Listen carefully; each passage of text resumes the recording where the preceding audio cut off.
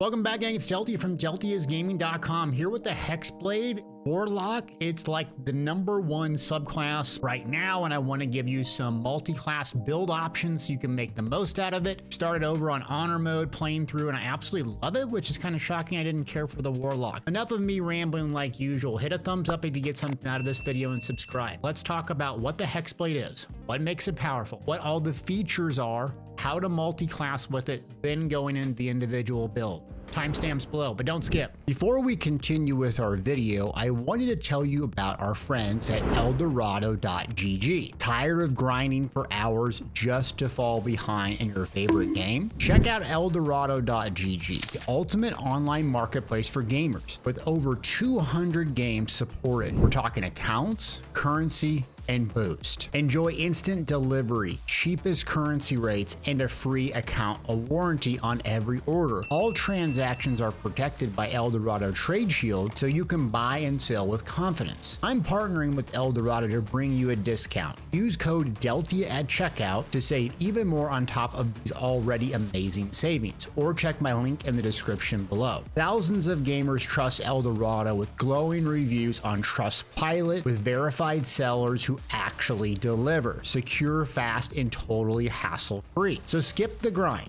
Visit Eldorado.gg, use code DELTIA, and start dominating today. All right, I'm on my Hexblade character, endgame character here. 6 Warlock Hexblade and then 6 Paladin, one of the builds that I'm using with this. Want to show you what makes it so strong. So in essence, this thing right here, bind a hex weapon. So you bind it, and it scales in effectiveness off of your charisma modifier. So the 4 classes that use charisma can now bind the weapon and not use strength or dexterity. Why this isn't relevant is, let's say the Paladin.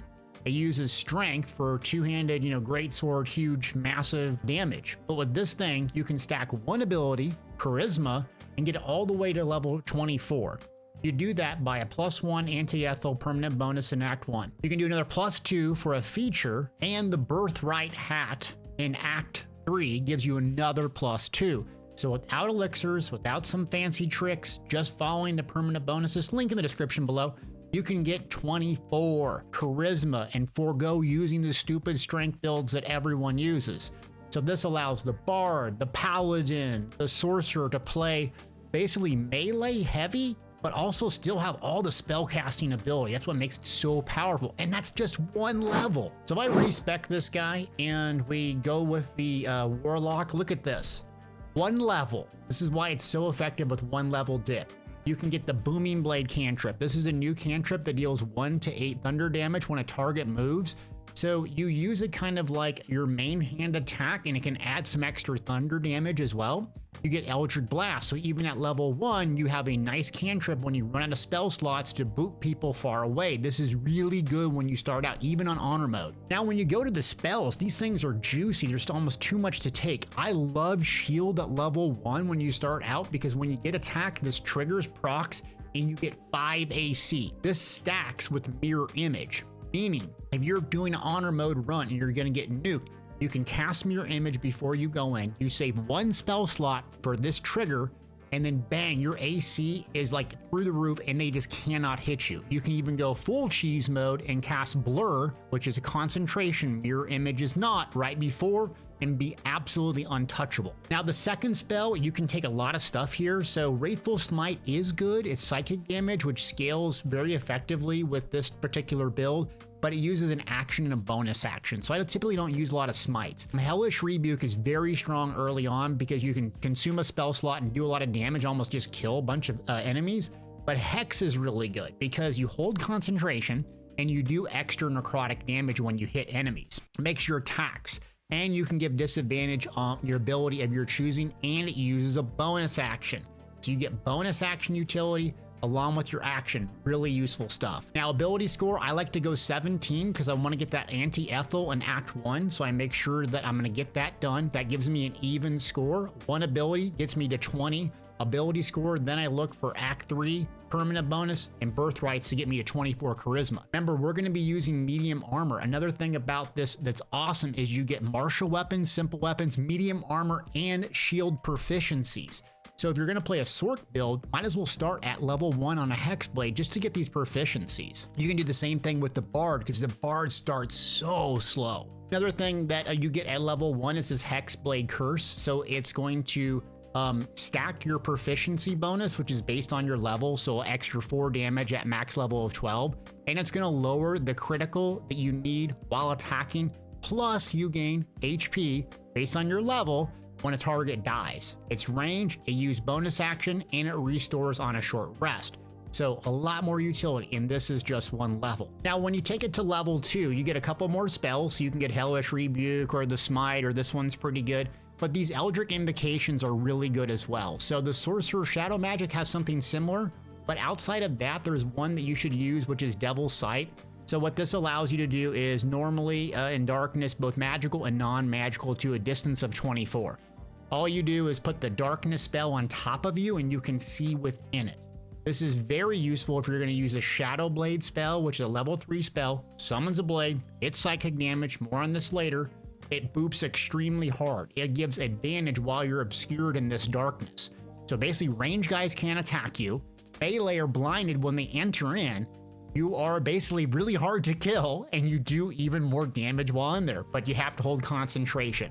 Super, super good. And then if you're not going to stay within the Warlock for a long time, I would take one with Shadows. This just gives you a nice invisibility spell to vanish. Super useful. That's just 2 levels. If you were going to go for 3 levels, so you're going to get another spell. This is the Shadow Blade spell I referenced earlier, does psychic damage. Why psychic damage is so good right now is the Resonance Stone in the end of Act 2 doubles the damage of psychic. You can scale this up by using a higher level spell. Amazing, amazing stuff. Now, if we go to the Pack Boon, so this is a bit hard to understand, but this Pack of the Blade. So you already have Bind Weapon. The reason why this one is useful, I found, is that if you go all the way to level 5, you have Deepening of the Pack based on what you pick here. All that means is if you bind a weapon and you go to level 5 or higher with the Warlock, you'll get extra attack with it. So for instance, if I do this one here, and I go to level 5, you'll notice here, Deepened Pack. Blade pack holders gain an extra attack. Pack of the Chain familiars also gain extra attack, and then you get some extra spells if you pick the tome. So let's just make sure this works. We'll click random stuff here. I got Shadow Blade, summon it, bind Hex Weapon, enter turn-based mode, attack with an action. Boop, you're dead ski. And you can see here, Deepen Pack, extra attack. Bye-bye. 76, big crit. So that's what makes it so special.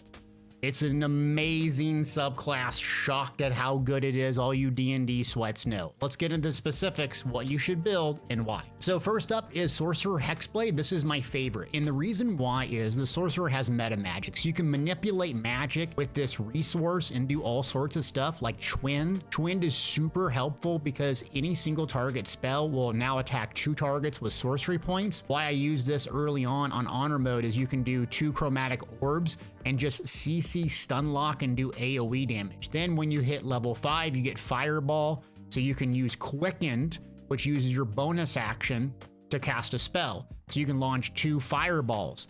Now with the Hexblade in, you can gain all the benefit of Hexblade, having a martial melee sorcerer that stacks just charisma, has medium armor proficiency and shield with all that spell casting, along with the Hexblade melee awesomeness. So you gotta try this out. It's my favorite. One thing I do is I use half orc, which seems odd as a racial choice. It has a savage attack. That bonus actually stacks with the Shadow Blade. So if you want the most burst possible, pick a half orc. Yes, it looks ugly and stupid and doesn't look like a spellcaster. I get it. But when you crit for over 100 with their Shadow Blade with just 1 attack, you'll thank me. All right, so we're gonna respec. I got 8, 16, 14, 8, 10, and 17 assumes you're gonna get Anti-Ethel's bonus. We're gonna start with the Warlock here because we want the proficiencies, medium armor, shields, and light armor. So we can start with medium, is rip it from Lysel, and then use a shield right away. You'll have super high AC. So cantrips, I'm gonna do Booming Blade. That's gonna be my main melee attack, and Eldritch Blast. When I run out of spells or need something range, that's what I'm gonna use. For the spells that I like Shield personally, and then I like Hellish Rebuke. You'd be shocked at how many critters I kill in Honor mode, even just a lowly level 1. So first level with Hexblade in the bag. Now we're on level 2. What I'm going to do is swap multi-class this to the Sorcerer because I got what I needed right now from the Hexblade. So we're going to jump into Sorcerer and get all these juicy spells. Cantrips, we're going to do Bursting Sinew, piercing damage on corpses, Firebolt to blow up barrels, Friends, super helpful cantrip for utility. Light, we're going to do Chromatic Orb for a little bit of Twinned with the meta magic. Once we get that, Magic Missile so we can bend around corners and it has some force damage. And we're going to do Shadow. It's going to allow us to see Dark Vision up to 24, really good, and gives us kind of the same bonus as the Half Orc. This is the big level, level 3, so we're going to grab the spell. We already have Shield, so we don't necessarily need that. I'm just going to take a knockback for right now. Going to meta magic. A lot of good choices. Twinned is mandatory, so that way you can use Chromatic Orb on 2 targets. Distance is really good if you want to start with Surprise. Careful is very good if you want to use AoE damage.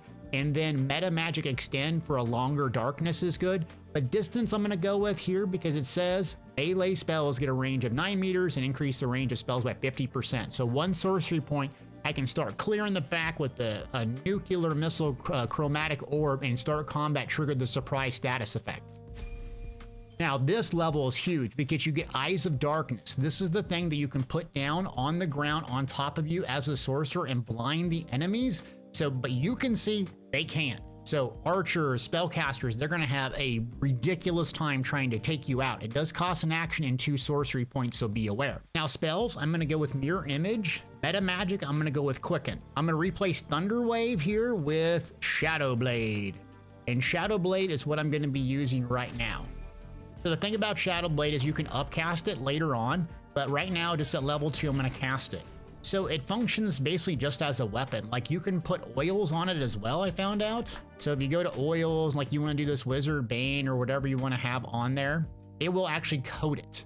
So you can put coatings on it, you can upcast it to get more psychic damage, and you can bind it. You put a mouse over it here, hexed, weapon, permanent. So I'm going to bind the Hex weapon here for Shadow Blade so it scales off Charisma and also can trigger a Hexblade Curse. So Hexblade Curse is this thing here, and you can only use it 1 short rest. It's not like Hunter's Mark where you can reapply it all the time. So that's kind of an issue. So having it bound, being able to trigger that, and then using Hexblade Curse sparingly on a target that you just got a big crit and get down, you got to do it. So level 5, we're going to take a cantrip. We're going to take Misty Step here for mobility, and then we're going to do an ability improvement to get my charisma up. Now we're going to take 2 really good spells. You can replace a spell here, so I'm going to go with Fireball. And if you wanted to get rid of something here, like you don't use Misty Step or you have Mirror Image, you can. I'm going to keep them because I like all those spells. And then Almighty Counter Spell to shut down those range casters. So that's 6 levels.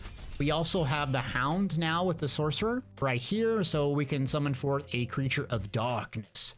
Now, this thing is really good, a little summoning spell. Love it. Big HPs, you can see 33, so very good to go all the way to 6 with the Sorcerer. Now we're going to swap back with the Warlock here. So I'm going to go back to Warlock. I'm going to take Hexed. I'm going to take Wrathful Smite here, and the reason why is it's psychic damage. So if I have the Resonance Stone, depending on my level, this thing will hit like an absolute nuclear missile. Now I get the Eldritch Invocations, right? So I don't really need Devil's Sight because I'm a Shadow Magic Sorcerer, so I'm going to take Repelling Blast for have a knockback with Eldritch Blast. And I'm going to take 1 with Shadows to get a little bit more utility and an invisibility.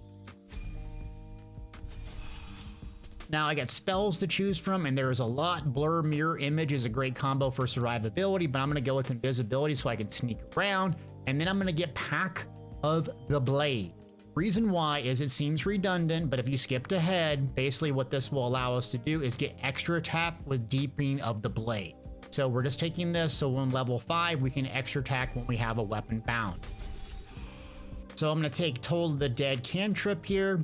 I'm going to take the Blur spell for survivability, and then I get a feat. So for features, if you're going to use the Shadow Blade, I found that the Savage Attacker didn't work. Maybe that was a bug, but I didn't take it. So what I do is I take Alert.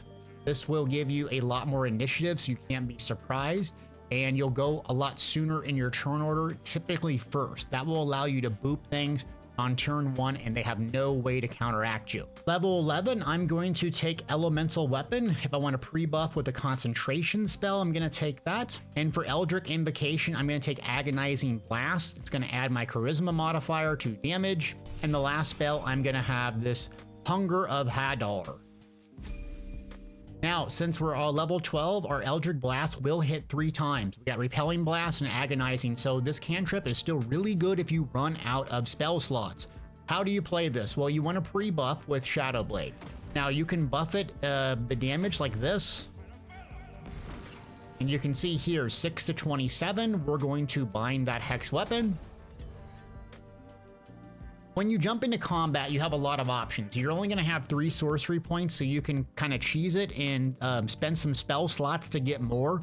But you're going to need to save 2 for this Eye of Darkness, because when you put it on top of you, it's just going to be so overpowered. Mirror Image and Blur are your 2 pre-buffs for defense. One will require concentration, though. Your AoE is going to come from Fireball. Your big burst, if you have the Resonance Stone, it's going to come from Wrathful Smite. Eldritch Blast when you're out of spell slots. Use Twin Chromatic Orb when you need a CC. So what I do is I grab this little guy, Twinned, Chromatic Orb, and then I use Chromatic Orb Cold. So I'll just do 2 targets here, and then sometimes they get knocked down. Huge AoE, especially at choke points.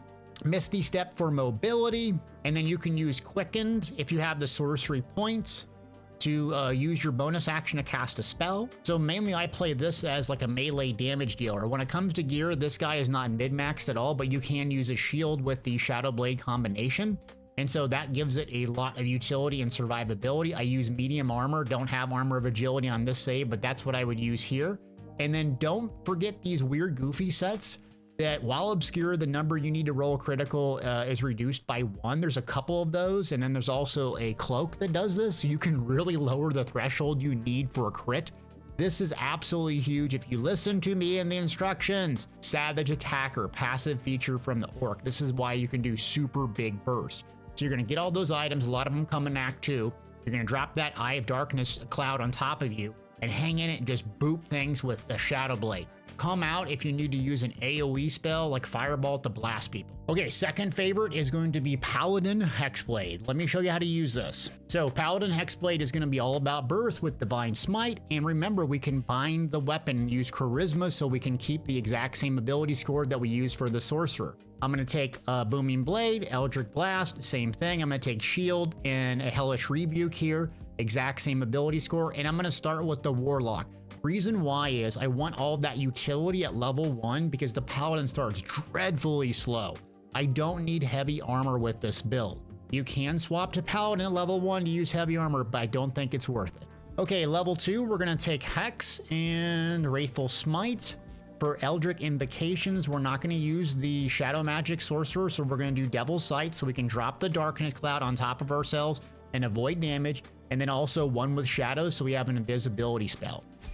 Now we have 2 levels of the Warlock. We're going to swap to Paladin. We're going to take Oath of Vengeance. Reason why, we're going to take it all the way to level 6 so we get the aura. I like Vengeance because you get bonus action utility with Hunter's Mark, and also you get a Misty Step as well. You don't really get anything else at level 1, so that's it. Now, depending on what you're going to use, if you're going to use a 2-handed weapon build, which you know you will, go with 2-handed weapon or great weapon fighting. So you can use the big old massive great swords with this, because remember, it's going to scale off of your charisma. For spells, I'm going to go with Command for crowd control, Thunderous Smite, so I can knock a target prone. It's really good to do if you're in stealth or invisibility to start combat and get surprised. Divine Favor, not that good, a little extra radiant damage, shield of face, bonus action utility, and a little heal. Okay, let's take this 2H, the Sword of Justice. We're going to throw it on the Paladin, and you're going to see really big attack, +2, yay, 2 to 12 damage. Now we have, what, 17 charisma, looks like? Let's go ahead and bind this weapon. And you can see it went up to 6 and 16. So you got to remember to bind it, though. I've fought a bunch of times without it. That's why we don't need strength on this. I'm telling you, it's really good. Level 5, I'm going to grab Protection from Good and Evil. That's all the selections I'm going to make here. Feats, I'm going to use Great Weapon Master here since we are using a two-handed sweaty build, and it will work even though we're stacking Charisma. And you're going to want to have Blessed, like Shadowheart, cast Blessed, or Act 3 you can get Blessed as a permanent bonus. That will increase the likelihood you're going to hit something. Now we're going to drop these 2 spells, and we're going to take Lesser Restoration and Magic Weapon. Another buff spell that you can do, requires concentration, though it's quite useful. You're going to get 1 spell here, and I like Aid. A trick you can do with Aid is you can get like a Hireling and dismiss 1 person from your party. At max level, you can cast Aid at level 6 or level 5. Like you get a Druid, you do Hero's Feast and Aid, and then dismiss them, bring back the 1 random character, and have a crazy buffed party. Now, as soon as this is done, what I like to do is make sure, like an idiot stick, that I actually cast this aura. This aura, you and nearby allies gain +3 to saving throws. So that's really why we're going to level 6 with the Paladin. We also have extra attack as well built in, so we are good with the Paladin at this point. Now we're going to swap to Fighter, my favorite fighting style. We already got Great Weapon Fighting, so we're just going to get a little bit more with our AC and defense. Next, we're going to get Action Surge, baby. Another action's going to hit like a truck. And then we get to choose our subclass. The Eldritch Knight is super powerful right now. We already have Booming Blade though, so you have a couple of options. I like Eldritch Knight to just round out the amount of spells I have. Champion is really good if you want just raw burst because it also lowers the number you need for a critical. So we're gonna go a little bit more rounded out spell slots. We're gonna grab Bursting Sinew, we're gonna grab Firebolt here, we're gonna grab Magic Missile, and Chromatic Orb, some of those earlier spells we missed. Or for the extended slot, I'm going to grab Longstrider. In case you don't know about Longstrider, which took me a long time to learn because I learned slow learning is gaming. If you click it, you can pre-buff with Longstrider. You can also pre-buff and use it on every single party member or withers here and get extra movement speed. This really makes up for the slow roly-poly of the Paladin, so buff everybody after a long rest. Last level, so we're at level 12. We have some decisions to make. I'm going to go with the shield spell. You can also go with Thunderwave if you just want a funny knockback. Now, you have a couple of things you can do. You can increase your Charisma by 2. That will get you to 19. Anti-Ethel will get you to 20. Then you can do Year of the Lost, Act 3 for 22, and then you can do your Birthrights for 24. If you don't want that and you want the most burst possible, you can do Savage Attacker. You just got to make sure you have enough Charisma to land the attacks and they're going to hit hard. Savage Attacker will give you the most burst possible, but just for the sake of simplicity, I'm going to take 2 in Charisma.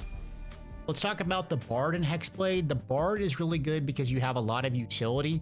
And depending on your subclass, you can also really do good range or melee with the Bard. So adding a couple of Hexblade gives you a lot of utility, especially if you do it at the early, because Bard gets their subclass at level 3. When you play in Honor mode, it's just dreadful to start. So I recommend that. Since this video is like 5 hours long, I'm going to do these really quick. I'm going to take 2 Warlock at first, 6 Bard to get extra attack, and then swap to the Fighter. Here's the selections.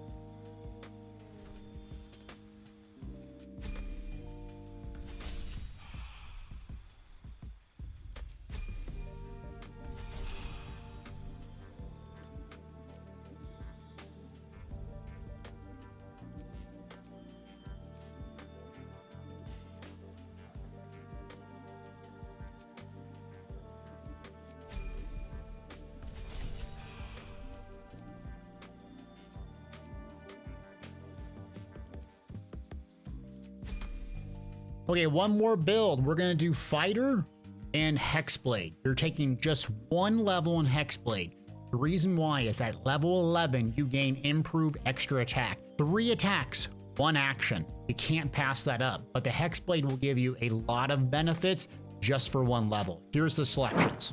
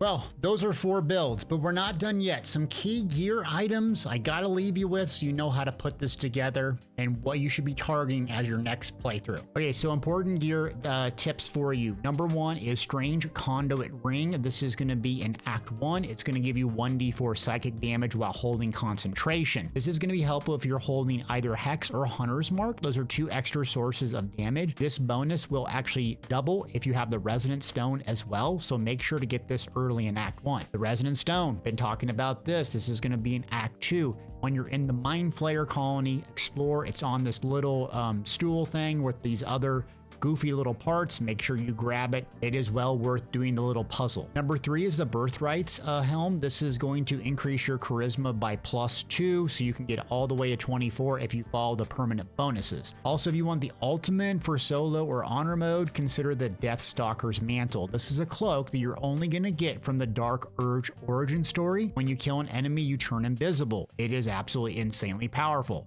But you have to be basically a bad evil guy, so keep that in mind. Armor of Agility, you can buy this in Act 3. It's going to have all of your AC added +2 to all saving throws. And it's not going to give disadvantage on stealth checks. Best overall medium armor. Killer's Sweetheart. This ring is going to give you a guaranteed critical after you kill a creature once per long rest. And it stacks with the Deathstalker Mantle. So if you kill something, you turn invisible and your next attack will be an auto crit. Found in Act 2, Gauntlet of Shar. Hellrider's Longbow. It's going to give you a +3 initiative roll just for having it equipped on your bow slot. So you'll start combat a lot earlier. Found in Act 3, sold by Ferg. Don't bring Shadowheart to the conversation. It's in Rivington.